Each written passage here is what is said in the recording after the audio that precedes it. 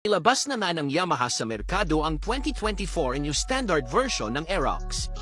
Ang new touch sa 2024 Aerox 155 ay makikita sa standard variant na may 4 na pagpipiliang kulay, katulad ng dull blue, orange, silver cyan, red, white at black gray.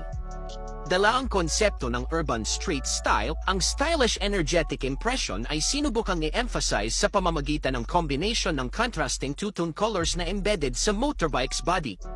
Bukod sa combination ng kulay, nalilikha din ang motorbike's sporty impression sa pamamagitan ng pagkakaroon ng sharp character striping na may pagpipilian ng mga bright at braided na kulay na makikita sa lahat ng bahagi ng motor's body. Ang bagong striping na ito ay tiyak na ginagawang mas dynamic at modern ang hitsura ng 2024 Aerox 155 at ginagawa itong kaakit-akit sa mga consumers. Samantala para sa highest variant, katulad ng Aerox Connected ABS, ang premium feel ay pinanatili sa paggamit ng iconic na Prestige Silver at Maxi Signature Black na mga kulay na naging in-demand ng mga consumer.